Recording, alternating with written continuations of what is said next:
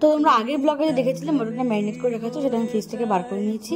আর নিয়েছি আলু আর গোটা রসুন, আর এখানে নিয়েছি আমি টমেটো আর শুকনো লঙ্কা, যেটা আমি গরম জল সিদ্ধ করে নেব। আর এখানে আছে ঘি আর আদা রসুনের পেস্ট, আর এখানে আছে অনেকটা পরিমাণে পেঁয়াজ কুচি। তো চলো এবার আমি মটনটা রান্না করব। কড়াইতে আমি ফোড়ন দিয়ে দিয়েছিলাম সমস্ত কিছু, গরম মশলা, জিরা, শুকনো লঙ্কা, তারপর পেঁয়াজটা দিয়ে ভালো করে একটু লাল লাল করে ভেজে নিয়েছিলাম। তারপর ওই যে আমি টমেটো আর শুকনো লঙ্কাটা সেদ্ধ করে নিয়েছিলাম, সেটাকে আমি ভালো করে একটা পেস্ট করে নিয়েছিলাম। তারপর সেই পেস্টটা দিয়ে ভালো করে কিছুক্ষণ নাড়িয়ে চাড়িয়ে নিতে হবে। তারপর মোটামুটি একটু তেলটা ছেড়ে আসলে ম্যারিনেট করে রাখা মাটনটা দিয়ে দিতে হবে। এরপরে কিন্তু আসল ধৈর্যের ব্যাপার, অনেকক্ষণ সময় ধরে ঢাকা দিয়ে দিয়ে দিয়ে দিয়ে এই যে জলটা বেরিয়েছে সেটা কিন্তু আস্তে আস্তে অনেকটা শুকিয়ে আনতে হবে। তো তোমরা ঢাকা দিয়ে দিয়ে রান্না করতে করতেই দেখবে মটনের কালারটা কিন্তু চেঞ্জ হয়ে যাবে। ও আর আলু আর রসুনটা যে আগে ভেজে রেখেছিলাম সেটা এই পর্যায়ে এসে দিয়ে দিলাম। এবারে ঢাকা দিয়ে দিয়ে অনেকক্ষণ সময় নিয়ে কিন্তু মটনটাকে আমি রান্না করেছি। তো তোমরা দেখতেই পাচ্ছ মটনের কালারটা একদম পুরোপুরি চেঞ্জ হয়ে গেছে। তো মটনটাও খুব ভালো মতোই মোটামুটি সিদ্ধ হয়ে গিয়েছিল। তো তারপর আমি ভেবেছিলাম যে এটাকে আমি আজকে সিটি মারবো, কারণ এই প্রেশারে সিটি মারলে একটা আলাদা ফ্লেভার আসে, ওই ফ্লেভারটা আমার ভীষণ ভালো লাগে। তো আমি এখানে 2টো সিটি দিয়েছিলাম, যেহেতু আমার মটনটাকে নরম করার কোনো ব্যাপার ছিল না, এটা অলরেডি নরম হয়ে গিয়েছিল, ওই ফ্লেভারটার জন্য আমি জাস্ট দিয়েছিলাম। তারপর মটনটা ঢাকনা খুলে নিয়ে এখানে আমি দিয়ে দিলাম পরিমাণ মতো ঘি, আর দিয়ে দিলাম অল্প গরম মশলা। তো ঘিটা তোমরা স্কিপ করতে পারো, আজকে আমি ইচ্ছে করেই দিয়েছিলাম, তো ঘিটা সচরাচর আমি দিই না। তারপর এবার আমি রান্না করব ডাল। তো এখানে আমি কড়াইতে তেল গরম করে দিয়ে দিলাম জিরে ফোড়ন, শুকনো লঙ্কা আর রসুন ফোড়ন। তারপর এটাকে কিছুক্ষণ নাড়িয়ে চাড়িয়ে নিয়ে দিয়ে দেবো অনেকটা পরিমাণে পেঁয়াজ কুচি। তো পেঁয়াজ কুচিটাকে লাল লাল করে ভেজে নেব। তারপর দিয়ে দেবো সেদ্ধ করে রাখা মসুর ডাল আর টমেটো, এটা দিয়ে কিছুক্ষণ মতো নাড়াচাড়া করে নিয়ে দিয়ে দেবো পরিমাণ মতো জল, লবণ, হলুদ যা যা লাগবে।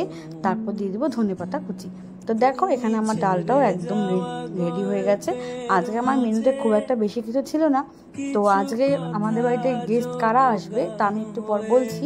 তো দেখো ইলিশ মাছগুলো এখন আমি গোটা গোটা ফ্রাই করব। তো এই জন্য এরকম চিড়ে এনেছিলাম। তো পাভেল বলছিল এই মাছটা নাকি গোটা ফ্রাই করেই খাওয়াতে হবে, তো সেই কথা মতো মাছগুলোকে এভাবে চিড়ে এনেছিলাম।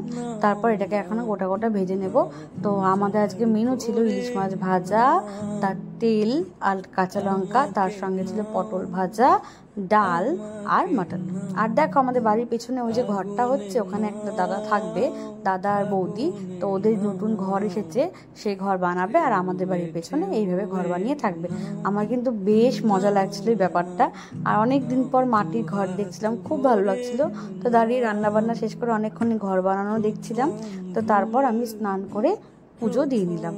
তো দেখো এই স্নান পুজো রান্না হয়ে গেলে মনে হয় কি সারাদিনে সমস্ত কিছু শেষ, সমস্ত কাজ শেষ। তো তারপর দেখো আমি একদম পুরোপুরি ফ্রেশ হয়ে নিয়েছি। তো এবার দাদারা চলে আসবে, মানে আজকে আসবে বাড়িতে ইফিতের 3জন বন্ধু। তো শুভার্তিদা, সোনুদা আর সায়নদীপদা।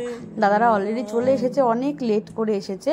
তো কি আর করা যাবে, সানডে ছিল, তো দাদারা বোধহয় ঘুম থেকে উঠতেই দেরি করেছিল, যা হয় আর কি। তো দাদারা মিষ্টি এনেছিল, একটা গিফট এনেছিল আমাদের জন্য, সেটা আমি তোমাদের সঙ্গে পরে শেয়ার করছি। তো দেখো দাদারা এখানে প্রথমে খেয়ে নিচ্ছিল একটু ঠান্ডা, যেহেতু প্রচণ্ড গরম ছিল। তো আমি খুব ভয় পাচ্ছিলাম ওয়েদার কেমন থাকবে এই গরমের মধ্যে, কিন্তু আমাদের লাকিলি ওই দিন ওয়েদারটা মোটামুটি একটু ভালোই ছিল। তো তারপর সবার জন্য আমি প্লেটগুলো সাজিয়ে নিচ্ছিলাম। তো তারপর এখন ওরা খেতে বসবে। তো তোমরা কিন্তু জানিও অবশ্যই তোমাদের এই আইটেমগুলো কেমন লাগলো, আর মাটনটা দেখতে কেমন হয়েছে সেটা কিন্তু অবশ্যই জানাবে। খেতে কেমন হয়েছে তা তোমাদের জানানোর কথাও নয়, যারা খেয়েছে তারাই একমাত্র বলতে পারবে। তো দেখো দাদারা এবার খেয়ে নিচ্ছে। তারপর খাওয়া দাওয়া শেষ করে আমরা একটু ফটো তুলে নিলাম। এবারে আমি তোমাদেরকে দেখাবো দাদা আমাদের জন্য কি গিফট এনেছিল। গিফটটা আমার ভীষণ পছন্দ হয়েছিল, মানে ভীষণ পছন্দ হয়েছিল। তো আমি ফিটকে বলেছিলাম যে এই গিফটটা কিন্তু আমি একদম বাড়ির সামনে, মানে ঢুকতেই যেখানে আমাদের ঘরটা শুরু সেখানে লাগাবো। আমার ভীষণ খুব পছন্দ হয়েছিল জিনিসটা। আর দাদা তোমাদেরকে বলছি থ্যাংক ইউ এটার জন্য, খুব খুব খুব পছন্দ হয়েছে আমাদের দুজনেরই।